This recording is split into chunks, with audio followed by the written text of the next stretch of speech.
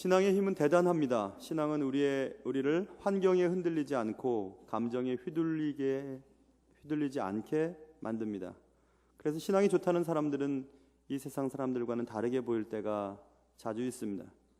그러나 그런 모습들 때문에 때때로 세상 사람들은 매우 인간적이지 않아, 예수님을 믿는 사람들은 인간적이지 않아 라는 말을 할 때가 있기도 합니다. 감정 표현을 잘하지 않기 때문에 그렇죠. 한다 해도 매우 서툽니다. 여러 가지 감정들 가운데 슬픔이라고 하는 감정은 제대로 대우를 받지 못하고 있는 것 같습니다.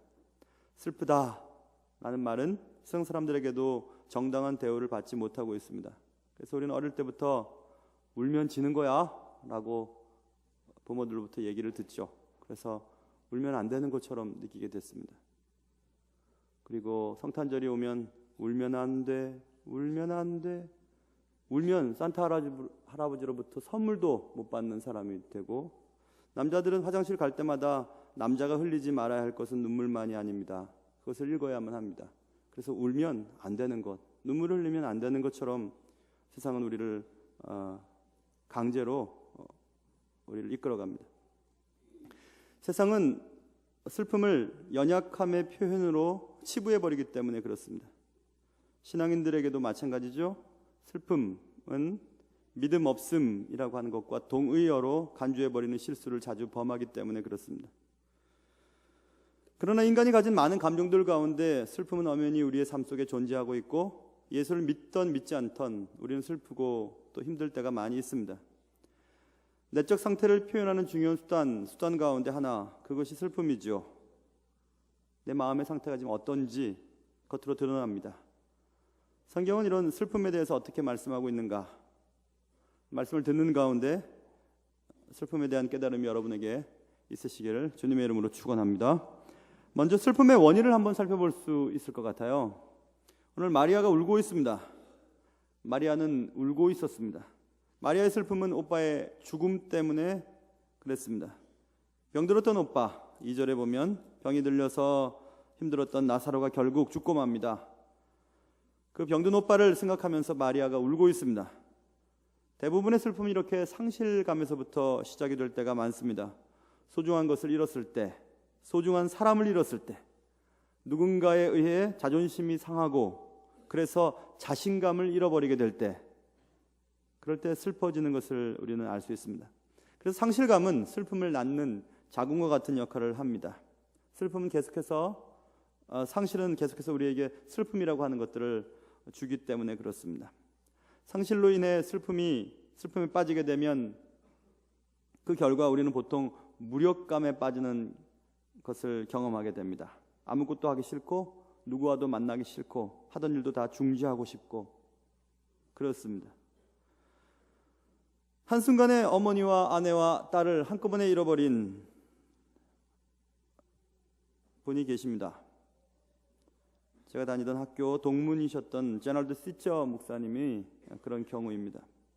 단기 선교를 갔다가 오다가 술 취한 분이 몰고 있는 차와 정면 충돌을 하게 되죠.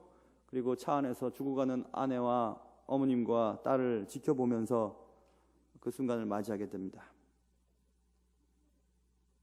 나머지 자녀들도 한 2년 정도의 재활 기간을 거쳐서 겨우 재구실을 하게 될 만큼 큰 사고였습니다. 그 사고를 당한 후에 하나님 앞에서 울다라고 하는 책을 썼죠. 슬픔으로 인해 그의 일상은 멈춰버렸다고 그는 표현하고 있습니다. 슬픔은 자신을 대인 기피증에 빠지게 하고 어둠 속으로 들어가게 했다고 또 그는 고백하고 있습니다. 우리가 잘 아는 C.S. 루이스도 그의 사랑하는 아내를 잃고 쓴 슬픔의 관찰이라고 하는 책에서 슬픔은 공포였다고, 두려움이었다고 얘기하고 있습니다. 슬픔이 자신을 아무것도 할 수 없게 만들고 아무와도 만날 수 없게 만들 만큼 대단한 힘이었다고 그는 얘기하고 있습니다. 그래서 슬픔은 나태함을 가져온다고 관찰하였습니다. 슬픔을 당한 내가 얼마나 평상시에 했던 일들을 하지 못하고 있는가. 그래서 슬픔은 나태함과 게으름을 가져다 주는 것이라 라고 C.S. 루이스는 가명을 통해서 슬픔의 관찰을 기록하고 슬픔이라는 것이 얼마나 큰 힘을 가지고 있는가를 관찰하였습니다.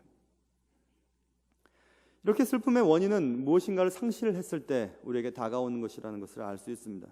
여러분은 지금 무엇을 잃어버리셨습니까? 무엇 때문에 슬프십니까? 슬픔은 상실감에서부터 비롯되고, 상실감은 우리를 슬픔이라고 하는 감정 상태에 빠져들게 만듭니다. 그리고 아무것도 하기 싫고, 누구와도 만나기 싫고, 다 그만두고 싶고, 점점 동굴 속으로 빠져들게 만듭니다. 그것이 슬픔의 원인입니다. 슬픔에 대한 반응을 한번 볼까요? 마리아는 슬펐습니다. 오빠가 죽은 후에 슬펐습니다. 오빠의 상실로 슬픔에 빠진 마리아와 그의 동네 사람들은 예수의 발 앞에 엎드리는 것을 볼 수 있습니다. 오늘 주님 앞에 엎드려서 마리아가 얘기합니다. 32절, 마리아가 예수 계신 곳에 가서 배웁고 그 발 앞에 엎드려 이르되, 주께서 여기 계셨더라면 내 오라버니가 죽지 아니하였겠나이다. 이렇게 말하고 있습니다. 주님이 여기 계셨더라면 우리 오빠 죽지 않았을 텐데 하면서 마리아가 주님께 서운함을 표현하고 있습니다. 슬픔에 대한 원망이 담긴 한탄이었죠. 그 말은 무엇이죠? 주님, 좀 빨리 오셨더라면 내 오빠 죽지 않았을 텐데요. 왜 지금 오셨어요? 왜 이렇게 늦게 오셨어요? 왜 관심이 없으세요? 라고 지금 얘기하고 있는 것입니다. 누군가가 그렇게 얘기했습니다. 슬픔이라고 하는 것은 소리 없는 고통이라고 말했습니다. 소리가 없지만 고통, 그것이 슬픔이라. 슬픔이 고통이기 때문에 고통받는 대상은 그 고통에 반응을 하기 마련입니다. 슬픔은 어쨌든 반응을 합니다. 슬픔에 대한 반응은 두 가지 내용을 담고 있어야 하는데, 우리 예수 믿는 사람들에게 있어서 슬픔은 제외될 수 없고, 슬픔이 찾아왔다면 오늘 본문에 있는 것처럼 두 가지 반응을 해야만 하는 것입니다. 슬픔에 대한 반응을 마리아는 어떻게 했죠? 그것은 주님께 다가갔죠. 주님께 다가가서 그의 마음을 얘기했습니다. 내 비탄한 마음을 하나님께 쏟아놓기 시작했습니다. 내가 겪고 있는 이 슬픔을 하나님께 그대로 내어놓았습니다. 주께서 계셨더라면 내 오라버니가 죽지 않았을 텐데, 그렇게 얘기했습니다. 그리고 울기 시작합니다. 슬픔이라고 하는 것을 오늘 마리아는 겪고 있죠. 그리고 자신에게 닥친 상실이라고 하는 문제를 누군가에게 풀고 또 그 대상을 향해 분노하고 원망하려 하고 있습니다. 신앙이 좋은 사람도 그렇게 해야 합니다. 주님께 나와 내게 상실감을 주고 나를 아프게 한 사람들을 놓고 기도해야 합니다. 다윗처럼 저주의 말을 할 수도 있겠죠. 그리고 그런 문제들을 처리할 수 없는 내 자신을 보고 통곡을 할 수도 있겠죠. 어쨌든 주님께 기도하였습니다. 욥기 3장에 보면, 어찌하여 내가 태에서 죽어나오지 아니하였던가? 어찌하여 내 어머니가 해산할 때 내가 숨지지 아니하였던가? 어찌하여 무릎이 나를 받았던가? 어찌하여 내가 젖을 빨았던가? 그렇지 아니하였던들 이제는 내가 평안히 누워서 자고 쉬었을 것이니. 이렇게 욥은 자신의 태어난 날을 저주합니다. 차라리 안 태어났으면 좋았을 텐데, 내가 왜 태어나서 이런 고통을 받고 있지? 왜 자녀들을 나보다 앞세우고 내가 하던 모든 사업이 망하는 것을 내가 봐야 하고, 내 몸에 고치지 못할 질병 때문에 내가 고통을 당해야만 하는 거지? 내 친구들은 나를 위로한다고 왔지만 내게 더 아픔을 주고 있는 이런 현상을 보면서, 이런 사실을 보면서 욥은 스스로에게 원망하고 하나님께 원망합니다. 하나님, 차라리 낳을 때 나를 죽여서 낳으시죠. 차라리 내 어머니의 태에서 나올 때 나를 죽이시지 그러셨어요 하면서 지금 욥은 외치고 있습니다. 시편 저자도 얘기합니다. 시편 31편에서 여호와여, 내가 고통 중에 있사오니 내게 은혜를 베푸소서. 내가 근심 때문에 눈과 영혼과 몸이 쇠하였나이다. 내 일생을 슬픔으로 보내며 나의 연수를 탄식으로 보내며 내 기력이 나의 죄악 때문에 약하여지며 나의 뼈가 쇠하도소이다. 이렇게 얘기합니다. 시편을 기록할 만큼 위대했던 신앙인도 하나님 앞에서 나의 이 고통과 내 슬픔은 견딜 수가 없습니다. 뼈가 마치 부서지는 것처럼 아픕니다 라고 지금 고백하고 있습니다. 슬픔을 당했을 때는 언제나 이렇게 주님 앞에 나아가는 은혜가 있어야 됩니다. 신앙이 좋다고 해서 해결될 문제가 아니기 때문에 그렇습니다. 슬픔은 아무도 이해하지 못하기 때문에 그렇습니다. 막내가 요즘에 밥을 잘 안 먹어요. 밥을 안 먹고 가끔씩 슬픈 기색을 보입니다. 제가 며칠 전에 물어봤어요. 민서야, 뭔 일 있냐?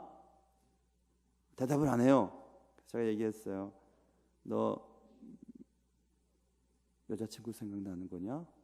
얘기해봤어요. 잠시 미국에 갔다 왔는데 그때 미국의 금발머리 여인과 눈이 맞았던 것 같아요. 그래 가끔씩 그 얘기를 하거든요. 그래서 그 여자 생각나? 아니래요. 그 뭐 걱정거리가 있어? 아니래요. 그럼 뭐야? 뭐 때문에 그래? 물어봤어요. 아이가 아빠가 뭘 알겠어요? 이렇게 얘기하더라고요. 그래요. 여러분 누가 알겠습니까? 내 이 슬픔과 내 아픔과 고통을 누가 알 수 있겠어요? 배우자가 알 수 있을까요? 모릅니다.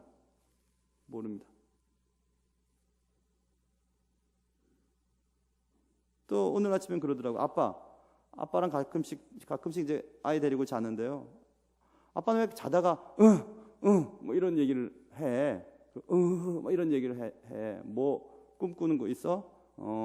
신방 갔다가 기도 같이 하는 소리였어. 꿈에 신방을 많이 가거든요. 우리 부자지간은 서로 모르는 것 같습니다. 슬픔이라고 하는 것은 모릅니다, 여러분. 아무도 모릅니다. 표현하면 그때 조금 알 수 있습니다. 그래서 슬픔을 당했을 때 우리는 자신의 감정에 대해서 표현을 해야 합니다. 우리는 슬픔을 치료하기 위해 다양한 방법들을 사용하죠. 슬픔에 압도되어 자기 연민에 빠지는 방법을 택할 때가 있습니다. 그래, 나 아무것도 아니야. 난 아무것도 할 수 없어. 그래, 나는 아무것도 할 수 없는 사람이야 하고 자기 연민에 빠지면서 아무것도 정말 하지 않으려고 할 때가 있습니다. 슬프기 때문에. 또 반대되는 사람도 있습니다. 슬픔을 잊기 위해서 중독에 빠지는 경우가 있죠. 그래서 뭐 게임을 하거나 또 뭐 스포츠나 또 뭐 심지어는 쾌락에 빠지면서 잊어버리려고 합니다. 잊으면 해결이 되던가요? 안 됩니다. 이 두 가지 방법 모두 다 근본적인 해결책이 아니기 때문에 우리가 선택해야 될 것이 아닙니다. 자기 연민에 빠지거나 잊기 위해서 중독에 빠지는 경험들을 여러분 해보셨을 것입니다. 해결이 안 됩니다. 그럼 어떻게 해야 되죠? 자신이 지금 슬프다는 사실을 인정해야 된다는 것, 거기서부터 출발해야 됩니다. 슬픔을 인정해야 됩니다. 예수 믿는 사람들도 지금 관계의 문제 때문에, 일 때문에 뭔가 지금 힘든 겁니다. 그래서 슬픕니다. 인정해야 되는 겁니다. 슬픔을 밖으로 표현하는 것은 치유의 중요한 요소이기 때문에 그렇습니다. 슬픔을 밖으로 표현하지 않으면 안에서 굼기 때문에 그렇습니다. 그래서 슬픔을 밖으로 표현하는 가장 효과적인 방법은 눈물입니다. 눈물을 흘리는 것입니다. 눈물은 언제나 슬픔을 회복하는 첫 걸음이기 때문에 그렇습니다. 슬픔을 당했을 때 자신의 감정에 솔직해야 된다고 말씀드렸어요. 눈물을 억제하거나 다른 것들에 빠지지 말고 슬픈 감정을 솔직하게 내려놓아야 합니다. 슬픔에 대해서 올바르게 반응하고 기도하면서 우리의 마음을 주께 내려놓아야 하는 것입니다. 여러분 요즘에 무엇 때문에 마음이 슬프십니까? 혹시 슬픈 분들 계세요? 목사님 나는 태어나면서부터 슬펐어요. 이런 분도 계실지 모르겠어요. 슬픈 날에 우리는 생각을 해봐야 됩니다. 우리가 하나님을 생각할 때 하나님은 멀리 계신 분이시고 내가 신앙을 아무리 갖는다고 해도 내 이 슬픔의 문제나 개인적인 문제에 대해서 하나님이 관여하실 수 있는 분이실까? 하나님은 멀리 천상에 계신 분이시고 높은 보좌에서 지상에 대한 일에 대해서 관심이나 있으실까? 감정도 없으시고 감상적이고 연약한 인간을 무시하는 분 아닌가? 이딴 것 때문에 내가 슬퍼하는 것에 대해서 하나님이 기뻐하실까? 이런 것들은 너끈히 넘어가야 될 텐데 적어도 신앙인이라면 이런 것쯤은 넘어가야 될 텐데 그러나 예수님은 어떻게 했죠? 예수님은 마리아가 우는 것과 그리고 또 그와 함께 온 유대인들이 우는 것을 보시고 오늘 본문에 보시면 비통히 여기시고 불쌍히 여겼다고 말씀하고 있습니다. 그리고 예수님은 35절 눈물을 흘리시더라. 예수님은 눈물을 흘리셨다고 말씀하고 있습니다. 예수님은 지극히 인간적이신 분이셨습니다. 예수님은 우리의 슬픔을 이해하고 계셨습니다. 히브리서 4장 15절에 우리에게 있는 대제사장은 우리의 연약함을 동정하지 못하실 이가 아니요 모든 일에 우리와 똑같이 시험을 받으시니로되 죄는 없으시니 라고 말씀하고 있습니다. 이사야서 61장에 예수님께서 이 땅에 오신 목적을 설명해 주는 명확한 구절이 기록되어 있는데요. 그건 이렇게 시작됩니다. 주 여호와의 영이 내게 내리셨으니 이는 여호와께서 내게 기름을 부으사 가난한 자에게 아름다운 소식을 전하게 하려 하심이라. 나를 보내사 마음이 상한 자를 고치며 포로된 자에게 자유를, 갇힌 자에게 노임을 선포하며 여호와의 은혜의 해와 우리 하나님의 보복의 날을 선포하여 모든 슬픈 자를 위로하되 무릇 시온에서 슬퍼하는 자에게 화관을 주어 그 죄를 대신하며 기쁨의 기름으로 그 슬픔을 대신하며 찬송의 옷으로 그 근심을 대신하시고 그들이 의의 나무 곧 여호와께서 심으신 그 영광을 나타낼 자라 일컬음을 받게 하려 하심이라. 이렇게 말씀하고 있어요.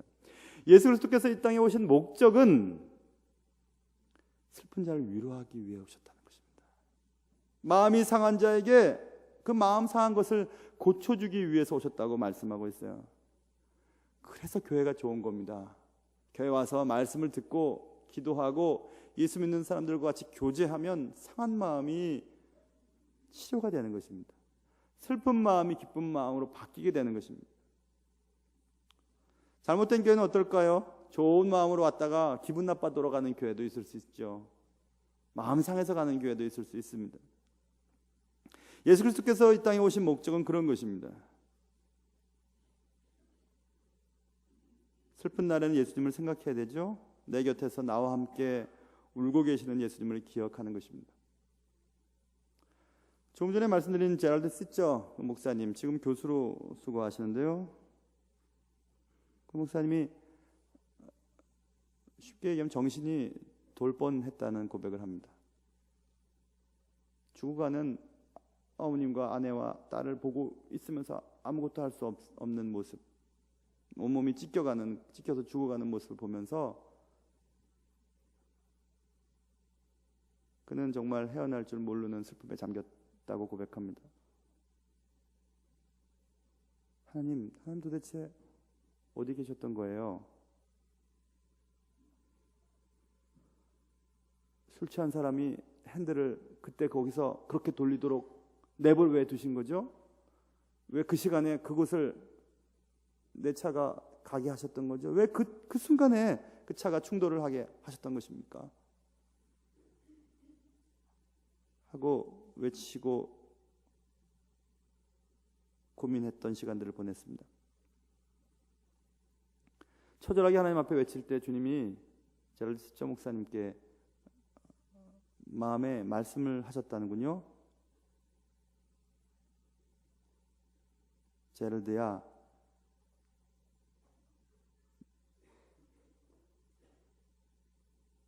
너의 엄마와 아내와 딸이 고통 중에 죽어갈 때 나도 네 곁에 있었다. 이렇게 말씀하셨다는 것입니다. 그 말을 듣고 제랄드 시저 목사님은 드디어 회복이 되기 시작합니다. 그리고 지금은 고통에 대한 문제를 책으로 써내면서 또 학교에서 강의를 잘하는 귀한 사역을 감당하고 있습니다. 예수님은 우리의 슬픔을 위로하실 뿐만 아니라 우리의 슬픔을 아시는 분이세요. 배신도 당해보셨고 답답한 일도 만나보셨고 가장 사랑하는 사람들로부터 죽임을 당하기도 했죠. 슬픈 날에 주님을 찾아야 합니다. 주님으로부터 위로를 받아야 합니다. 슬픔을 모른 척하고 내버려 두면 언젠가 다른 방식으로 터져나오게 되어 있습니다. 내게 슬픔을 준 자에게 분노할 수 있습니다. 폭력으로 반응할 수 있습니다. 그리고 그것도 힘들면 스스로 자신의 삶을 마감할 수도 있습니다. 무서운 것입니다. 슬픔이 상실에서부터 비롯된 것이라면 왜 하나님은 그 상실의 순간 상실을 막아주시지 않으셨던가? 그게 문제죠. 예수님이 그곳에 계셨더라면 왜 예수님은 그런 일이 생기지 않도록 왜 능력을 발휘하지 않으셨던가? 왜 나사로가 죽기 전에 나사로에게 찾아오지 않으셨을까? 오늘 우리가 읽진 않았지만 21절에 마르다가 예수께 여짜오되 주께서 여기 계셨더라면 내 오라버니가 죽지 아니하였겠나이다 라고 마리아의 언니가 또 얘기합니다. 마리아도 얘기합니다. 그들의 말은 맞는 얘기였습니다. 아니, 예수님이 계셨다면 이런 일이 생기지 않았을 것이고, 나사로 우리 오빠는 안 죽었을 텐데 왜 이런 일을 허락하셨어요? 아니, 6절 보면 나사로가 병들었다 함을 들으시고 그 계시던 곳에 이틀을 더 유하셨던 말이 더 있습니다. 이게 놀랄만한 일이죠. 아니, 왜 오히려 주님께서는 지체하셨습니까? 이 일을 빨리 해결해 주셔야만 되는 거 아닙니까? 43절과 44절에 나사로를 부르시기만 해도 무덤에서 나올 수 있을 만큼 능력을 갖고 계시던 하나님께서 왜 나사로를 죽이셨다가 살리셨어요? 그런 일이 생기지 않도록 하시면 더 좋을 텐데 말입니다. 왜 주님은 나사로의 죽음을 미리 막지 않으셨을까요? 왜 주님께서는 예수 믿는 사람들의 슬픔을 그대로 허락하시는 걸까요? 상실되지 않도록 미리 막아주시면 안 되는 걸까요?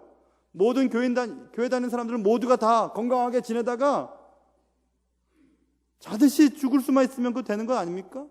교회만 다니면 자녀들도 다 학교도 잘 들어가고 다 편안하게 지내고 예수 믿고 사업을 시작만 하면 다 사업이 잘 돼야 되는 건 아니에요?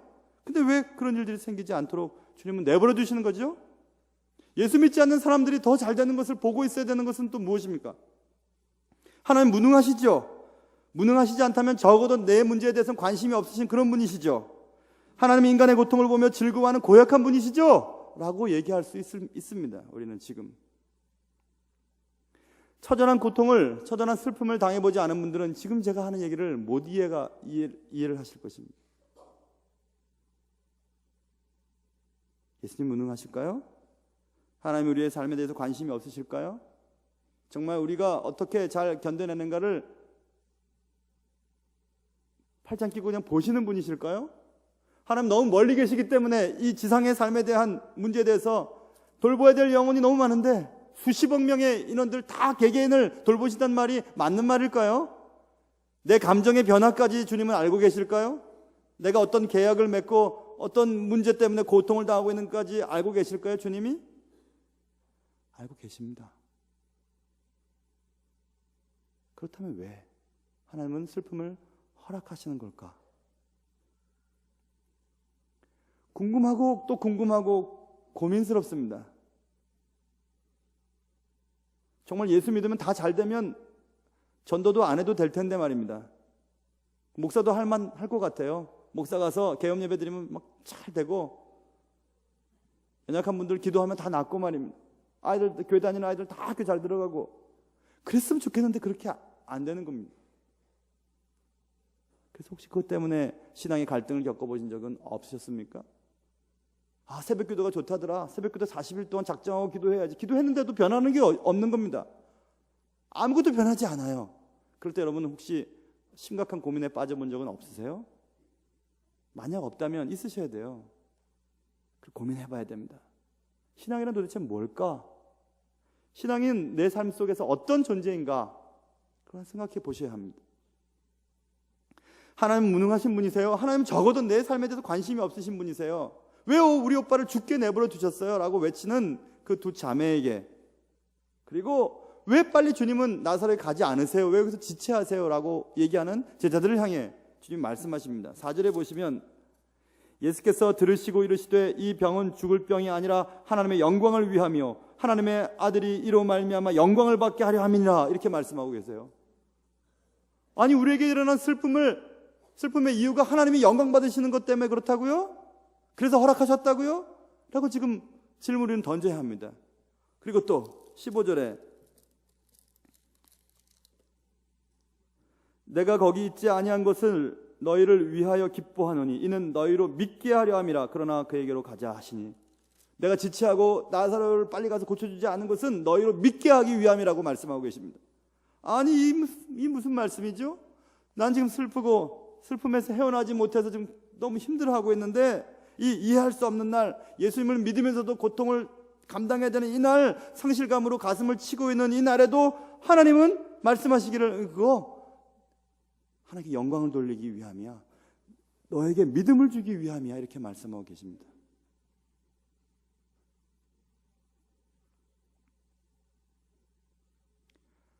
저는 음악에 대해서 문외한이지만 음악을 들으면 좋다, 아름답다라는 것 정도는 느낄 수 있습니다. 음악을 보통 1, 2, 3악장 혹은 4악장 정도로 음악이 진행되죠. 처음에는 아주 세게 혹은 빠르게 음악이 진행됩니다. 대부분 강하게. 찬양대도 마지막에 하면서 올라가잖아요. 그럼 강한 인상을 주지 않습니까? 그래서 강력한 차는 포르테라는 말도 쓰죠. 세게, 알레그로, 빠르게, 열정적인 느낌이 있습니다. 뭔가 될 것 같아요. 그러다가 갑자기 아다지오 혹은 안단테, 느리게, 아다지오 침착하고 느리게. 그때 뭔가 느껴지는 겁니다. 그 고요한 음악을 들으면서 뭔가 깨달아지는 겁니다. 우리 인생 그런 거 아닐까요, 여러분? 그래, 빠르게, 세게, 그래, 이기자 하면서 막 달려가다 보면 주님이 옆에서 말씀하시는 것이 들리질 않습니다. 안 들립니다. 주님은 잠깐만 좀 있어봐 하고 이제 말씀하세요. 그게 뭘까요? 그게 슬픔입니다. 우리의 삶 속에서 겪고 싶지 않지만 겪어야만 하는 것들, 슬픔의 문제. 그때 주님이 말씀하시는 거예요. 나 여기 있다. 네 곁에 있어. 그리고 인생은 매우 예측할 수 없을 방향으로 가게 되죠. 주님을 더 알아가기 위해, 너의 믿음을 위해, 이 일을 통해 하나님께 영광이 되어지기 위해 내가 그렇게 한 거야. 주님이 이렇게 말씀하고 있습니다. 슬픔을 당한 마리아와 마르다에게 그렇게 말씀하고 있습니다. 고린도전서 13장에 우리가 지금은 거울로 보는 것 같이 심히 하나 그때에는 얼굴과 얼굴을 대하여 볼 것이요 지금은 내가 부분적으로 아나 그때에는 주께서 나를 아신 것 같이 내가 온전히 알리라. 이렇게 말씀하십니다. 슬픔은 초월할 수 없는 것들임을 알게 됩니다. 슬픔을 별개로 살 수는 없겠구나. 또 슬픔이라는 것은 인내할 수도 없다는 것을 또 알게 됩니다. 참는다고 되는 것은 아니구나. 초월할 수도 없고 인내할 수도 없는 이 슬픔, 그것은 어떻게 해야 될까요? 그것은 우리가 받아들여야만 하는 것입니다. 주님의 광대한 섭리 가운데 이 슬픔도 나의 삶과 내 믿음과 내 인생을 통해 하나님께 영광이 되어지는 방식대로 흘러가고 있다는 사실을, 그 광휘한 하나님의 그 섭리가 내 삶 속에 흐르고 있다는 사실을 우리는 그냥 믿고 나아가야 하는 것입니다. 슬픈 날에도 주님의 뜻은 여전히 이루어지고 있음을 우리는 기억해야 합니다. 비록 내가 원하는 방식대로 일들이 진행되지 않는다고 해도 말입니다.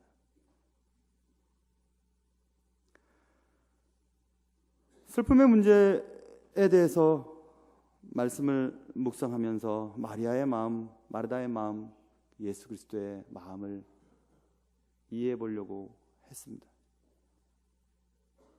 슬픔, 그것도 여전히 의미가 있는 것이구나 라는 결론을 우리는 얻게 됩니다. 프랑스와즈 사강의 책이 있죠. 예전에 젊을 때, 지금도 젊지만요, 더 젊었을 때 읽었던 책이 기억납니다. 슬픔이여 안녕. 주님과 함께 여러분에게 닥쳐진 많은 슬픔들, 그 슬픔들을 주님과 함께 안녕하고 떠나보낼 수 있는 그런 믿음이 여러분과 저에게 있기를 축원합니다.